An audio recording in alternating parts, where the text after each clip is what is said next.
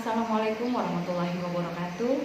Perkenalkan, saya Wadi Hasriati, salah satu dosen di perguruan tinggi swasta Institut Kesehatan dan Teknologi Buton Raya, Prodi D3 Kebidanan.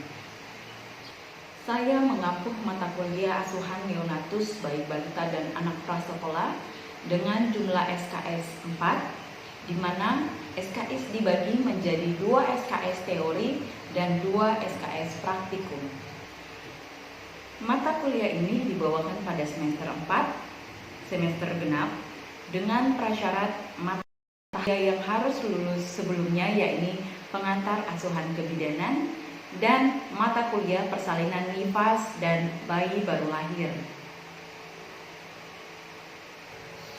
Izinkan saya menyampaikan deskripsi dari mata kuliah asuhan neonatus bayi balita dan anak prasekolah, yakni mata kuliah ini akan mengarahkan peserta didik untuk mendapatkan kompetensi melakukan asuhan kebidanan neonatus bayi balita dan anak prasekolah melalui konsep dasar, adaptasi fisiologi, penilaian bayi baru lahir, tumbuh kembang, deteksi komplikasi, penyulit, dan penanganan serta evaluasi pada pendokumentasian asuhan kebidanan bayi baru lahir, balita, dan anak prasekolah.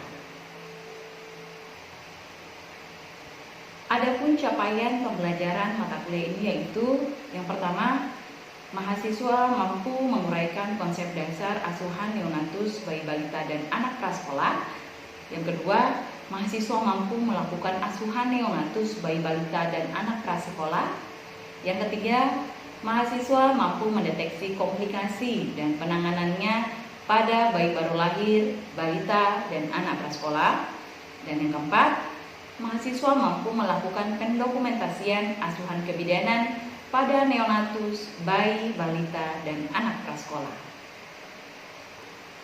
Adapun materi ajar yang akan dibawakan pada mata kuliah ini yakni 1. Konsep dasar asuhan, adaptasi fisiologi, penilaian bayi baru lahir, kebutuhan dasar neonatus, tumbuh kembang, deteksi dini komplikasi dan penyulit, kolaborasi atau rujukan kegawat daruratan, dan yang terakhir, melakukan pendokumentasian asuhan kebidanan. Metode yang saya gunakan dalam membawakan mata kuliah ini yakni dengan metode DIA, Delivery, Interactive, dan Assessment. Dalam penyampaian materi, saya menggunakan metode kuliah interaktif dengan alat bantu PowerPoint dan modul ajar. Metode interaktif menggunakan metode diskusi yang memberikan umpan balik kepada mahasiswa dan memuji mahasiswa untuk berani mengutarakan pendapat. Tak kalah saya menggunakan teknik diskusi kelompok dengan memberikan bahan atau tema yang akan dibahas di kelas. Tema ini kemudian dikembangkan oleh mahasiswa dengan literatur ilmiah dan kemudian mengutarakan pendapatnya satu sama lain. Hal ini bertujuan untuk melatih keberanian mahasiswa untuk mengutarakan pendapat yang telah dikaji secara ilmiah dan saling menghargai pendapat satu dengan yang lainnya. Asesmen dapat dilakukan dengan memberikan kuis, tugas, ataupun ujian kepada mahasiswa, di mana bentuk asesmen diambil dari bahan ajar yang telah diberikan dan sebelumnya telah disepakati bersama di awal sebelum perkuliahan dimulai. Berikut cuplikan video mengajar saya dengan cara micro teaching. Selamat menyaksikan. Bismillahirrahmanirrahim. Assalamualaikum warahmatullahi wabarakatuh.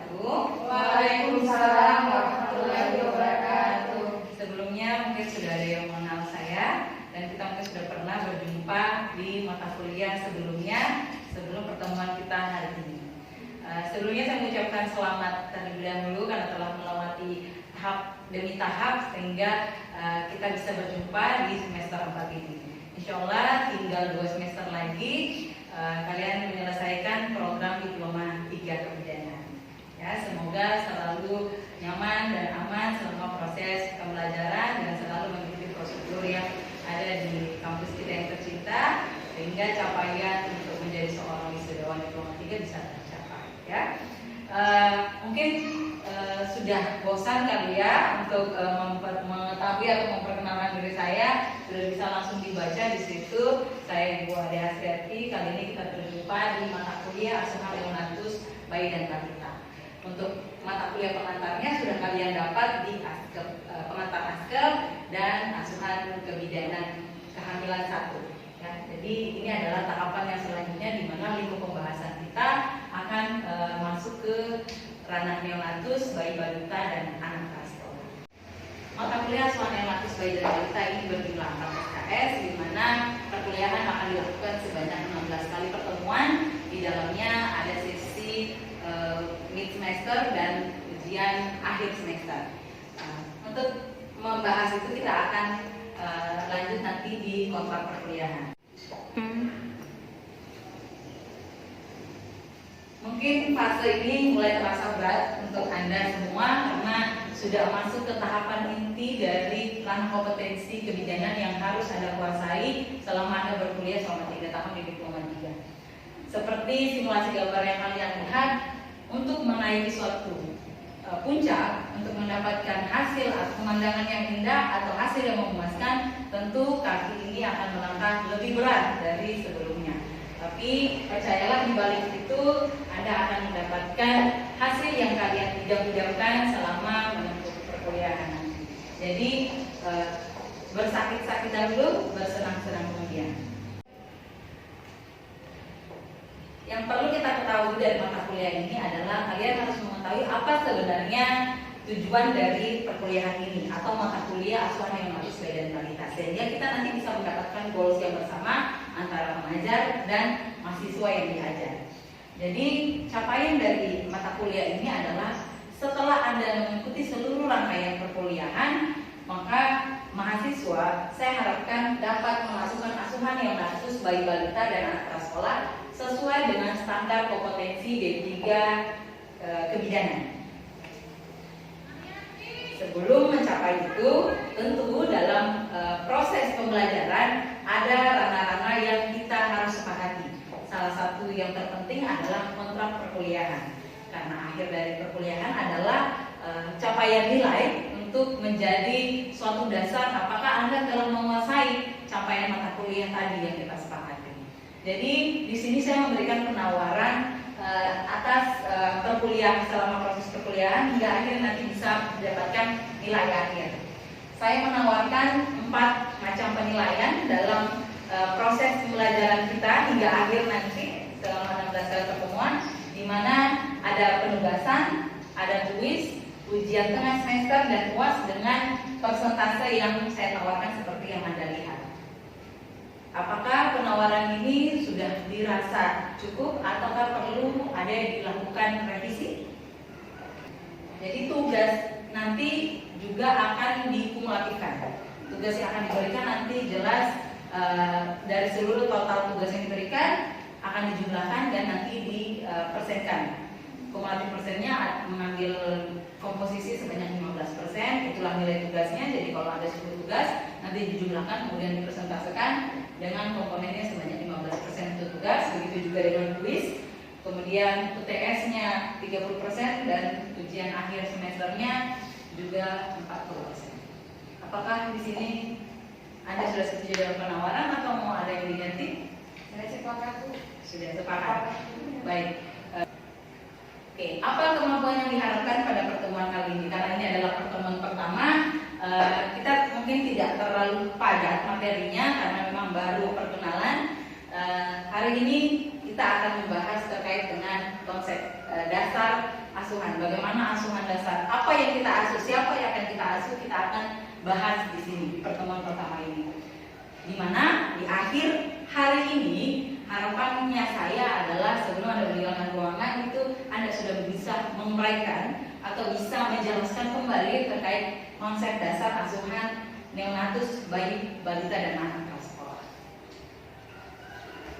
Dengan penguraian item-itemnya di mana Anda harus mengerti atau bisa menguraikan kembali terkait dengan pengertian neonatus bayi, balita, anak prasekolah, kemudian klasifikasinya apa saja, ciri neonatus bayi balita dan anak prasekolah seperti apa, dan tahapan bayi baru lahir apa saja. Kita akan bahas satu persatu.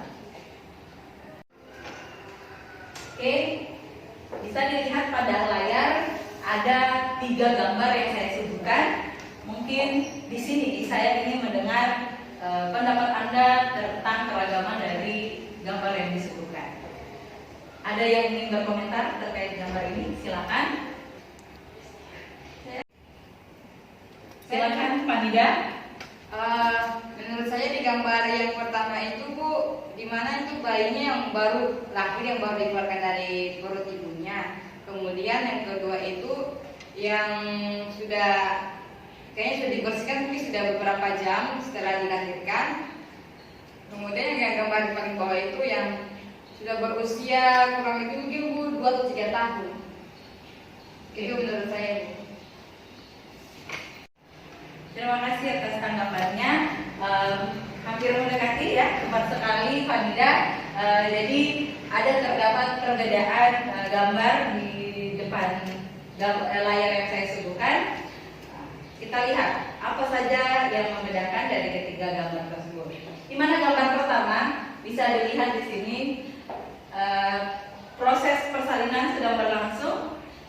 Sepertinya pada gambar yang disebutkan terlihat seperti bayi dalam proses persalinan dengan metode sesar, ya. Dimana inilah yang kita sebut dengan neonatus, ya. Jadi cirinya akan terlihat dari usia oleh anak tersebut atau bayi tersebut.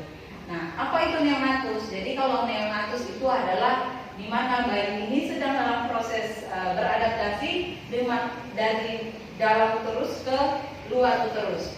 Di mana untuk kategori neonatus ini dari usia 0 hingga 28 hari. 0 itu dari lahir hingga usia 28 hari atau 4 minggu. Itulah yang disebut dengan neonatus.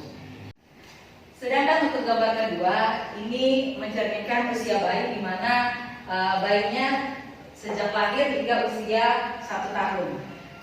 Sedangkan gambar ketiga bisa dilihat perbedaannya dari gambar 1, kedua, ketiga. Di tahap ketiga atau di gambar ketiga ini kita sudah bisa asumsikan di mana bayinya memasuki usia balita atau di bawah 5 tahun, ya. Dia sudah bisa menggunakan atau berinteraksi dengan benda-benda di sekitarnya. Sampai di sini ada pertanyaan atau belum? Masih aman? Oke, kita lanjut ke slide berikutnya. Ini tadi masuk, ya. Pengertian tadi sudah, kita masuk ke harapan kita yang kedua. Setelah ini Anda bisa mengetahui apa ciri-ciri dari bayi baru lahir, ya. Jadi ciri-ciri bayi baru lahir ini bisa kita lihat pada visualisasi di layar. Kalau kita lakukan penilaian, ada penilaian dasar yang bisa kita ketahui apakah bayi tersebut dikatakan normal atau tidak, ya. Jadi ada indikator mulai dari pengukuran atopometri. Jadi atopometri itu adalah pengukuran fisik pada bayi baru lahir yang dinyatakan dengan angka, ya, dengan angka-angka. Ada juga penilaian refleks dan penilaian Apgar score-nya atau refleks tadi yang kita kenal dengan Ballard score. Jadi satu-satu kita akan bahas. Ciri bayi baru lahir normal bisa kita lihat di layar, di mana dikatakan bayi ini lahir secara cukup bulan atau secara bahasa medis kita singkat dengan ateron, ya. Ateron itu adalah bayi lahir dengan cukup bulan, di mana usia kehamilannya haruslah 37 sampai dengan 42 minggu. Bagaimana Bu kalau dia kurang dari itu? Berarti kalau dia kurang dikatakan bayinya tidak cukup bulan, karena dikatakan cukup bulan kalau 37 sampai 42 minggu.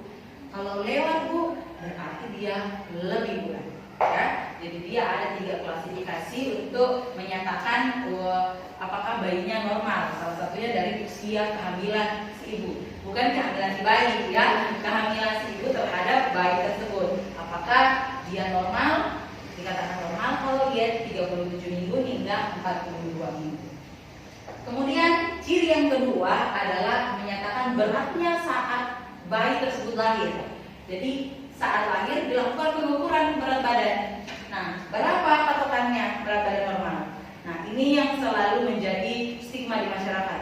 Kalau terlihat kecil, bilangnya bayinya kekurangan gizi lah dan seterusnya. Padahal kalau hanya dilihat saja, itu tidak bisa dijadikan dasar patokan apakah dia normal atau tidak. Ya, jadi harus dilakukan penimbangan berat badan dengan alat ukur yang benar dan berfungsi dengan baik.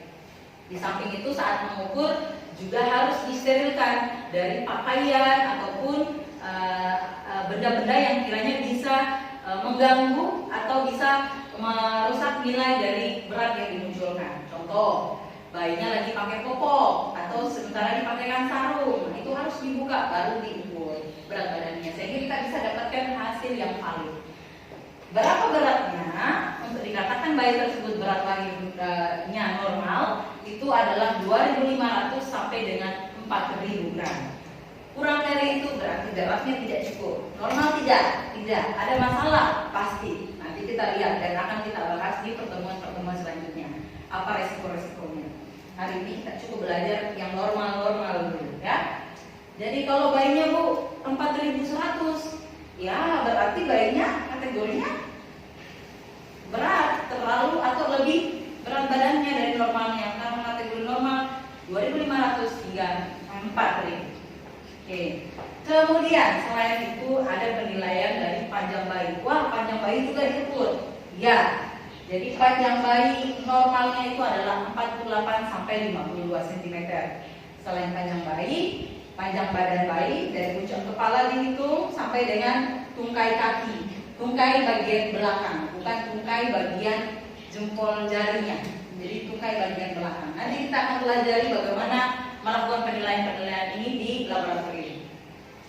Kemudian lingkar dadanya 30 sampai 38 cm. Lingkar kepalanya juga diukur 11 sampai 12 cm. Lingkar lengannya diukur dari 11 sampai 12 cm. Denyut jantung bayinya harus berkisar 120 sampai dengan 160 kali per menit. Pernapasan kurang lebih 40 sampai dengan 60. Bagaimana kemudian cara mengukurnya, Bu? Kita nanti melakukan penilaian-penilaian yang membantu kita. Ada penilaian cepat saat bayinya baru saja dilahirkan, ada penilaian lengkap. Nah, ini yang masuk dalam penilaian lengkap. Jadi kalau penilaian cepat pas lahir itu langsung dinilai. Hanya 3 dia penilaiannya. Tapi kalau penilaian yang seperti ini, nanti bayinya akan dipindahkan di meja penilaian. Baru kita lakukan penilaian pakai kertas senti, pakai timbangan berat badan dan seterusnya, ya. Kemudian ciri yang berikutnya adalah dilihat kulit saat lahir. Bayinya harus kemerah-merahan, ya, licin karena jaringan subkutannya cukup. Harus kita melihat kalau bayinya lahir, kemudian tungkai hampir seluruhnya berwarna kebiruan, berarti ada masalah pada bayi, ya. Kalau dia ada masalah, harus dilakukan tindakan cepat, tidak boleh didiamkan. Kemudian ciri fisik berikutnya bahwa bayi ini lahir dengan kondisi normal adalah biasanya bayi-bayi baru lahir itu tumbuh rambut-rambut halus di sekujur tubuhnya, bukan hanya di rambutnya, tapi memang di jidat, di muka, bahkan di punggung belakang lengan ini penuh dengan rambut-rambut halus. Kita sebut dengan namanya lanunggo, ya, lanunggo. Tadi saya sudah ungkit, ya, ada penilaian sepintas. Salah satunya adalah penilaian Apgar. Dia tidak boleh kurang dari 7, ya, harus di atas 7. Kemudian refleks saking. Setelah mendapatkan titik sentuhan tersebut, dia akan melakukan pengisapan, ya, pada puting payudara ibu. Kemudian, itu tadi ciri-ciri bayi baru lahir normal. Ini kemudian klasifikasi menurut gelar lahir. Tadi kita sudah singgung, ya, bahwa dikatakan normal kalau dia 2.500 hingga 4.000 gram. 4.000 gram. Nah, tadi saya sudah sempat singgung bagaimana Bu kalau beratnya di bawah 2.500. Ini tadi. Tahapan bayi baru lahir. Ada 3 tahapan pada bayi baru lahir. Di mana tahapan pertama adalah tahap menggunakan sistem scoring Apgar untuk menilai tadi penilaian di awal, ya. Tahapan kedua adalah mengkaji 24 jam pertama terhadap perubahan perilaku atau proses adaptasi bayi. Makanya biasanya kalau bayi-bayi yang baru lahir itu dipantau dulu sampai 24 jam. Di mana kebutuhan fisiologinya adalah meliputi kayak seeing, memandang, kemudian touching atau sentuhan, dan retaking, merawat penuh dengan emosional. Artinya bukan emosi marah, penuh dengan kasih sayang. Kalau kita sikat sih, biasa kita dengar dengan istilah bonding, kan? Nah, kalau kita lihat beberapa jurnal juga banyak sekali ya yang sudah meneliti terkait hubungannya terhadap bonding itu kepada si ibu atau dampaknya kepada si bayi. Itu banyak sekali manfaatnya. Nah, dikatakan oleh Eni Purwadi bersama temannya Florencia Erlina ini meneliti hubungan bonding attachment terhadap kejadian postpartum blues, ya. Postpartum itu stres postpartum pada ibu yang baru saja habis melahirkan, ya. Dengan di sini tertulis bahwa dari hasil penelitian menunjukkan ada hubungan bonding attachment dengan kejadian postpartum. Jadi bonding ini akan berpengaruh kepada dampak psikologis ibu tersebut. Ya, kalau misalkan bonding yang kurang, ibunya akan juga memperparah kondisi atau bahkan justru bisa mengarah ke depresi postpartum. Jurnal lain oleh Neviaris juga menunjukkan bahwa jika dilakukan inisiasi menyusu dini, maka refleks menyusu bayinya akan berpengaruh pada produksi ASI-nya.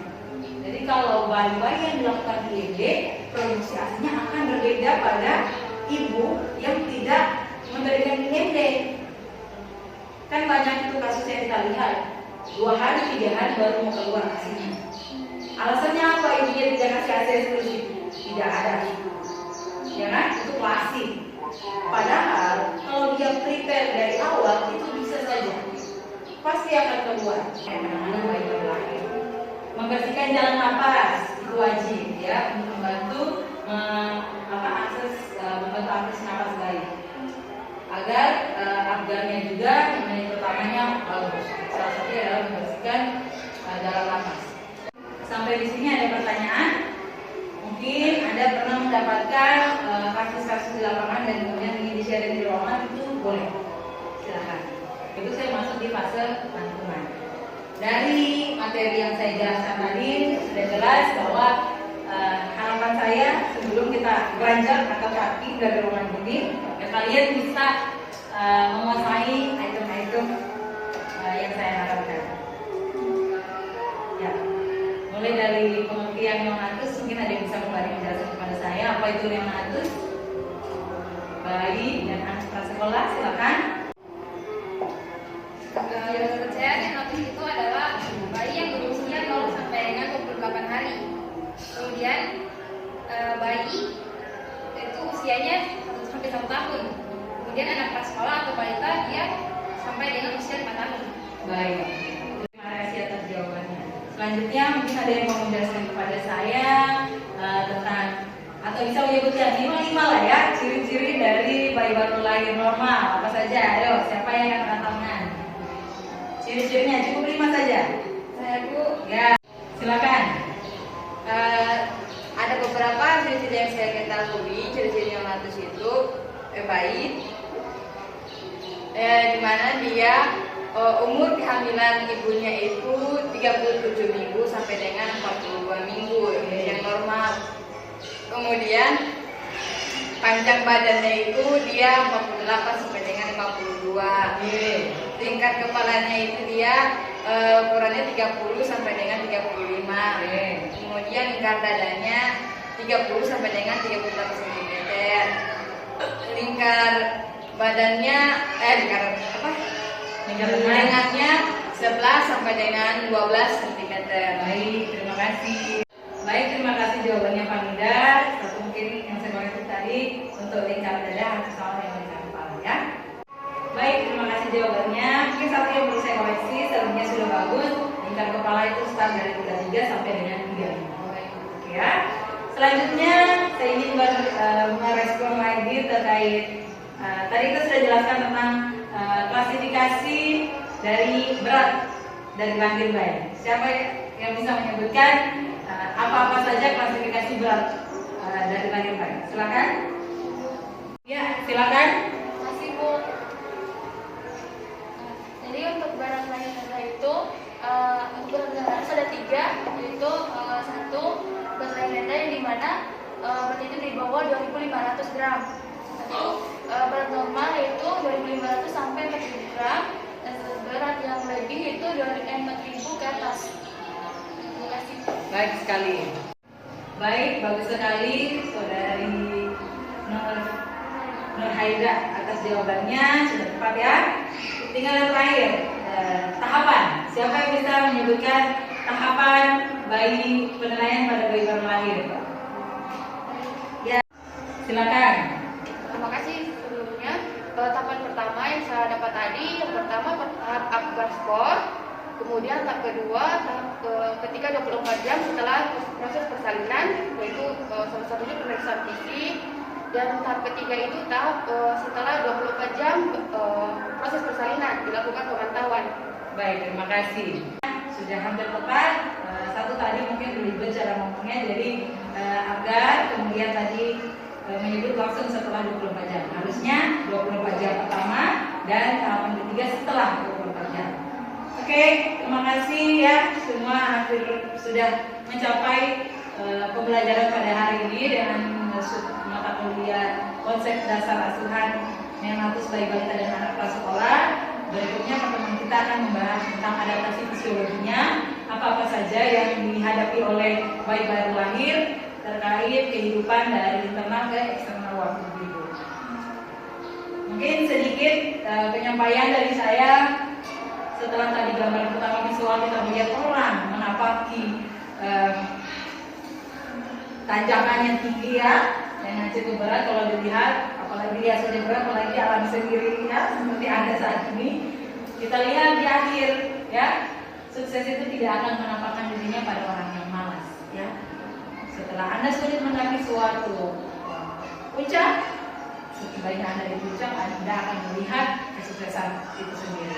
Jadi memang harus melewati fase yang cukup tidak menyenangkan untuk diri kita, sehingga di akhir kita akan bisa meraih puncak yang kita inginkan. Itu saja mungkin dari saya untuk pertemuan hari ini terkait dengan materi kita. Alhamdulillah sudah mencapai capaian pembelajaran untuk pokok hari ini. Silakan melanjutkan aktivitas selanjutnya dan kita akan bertemu di jadwal berikutnya.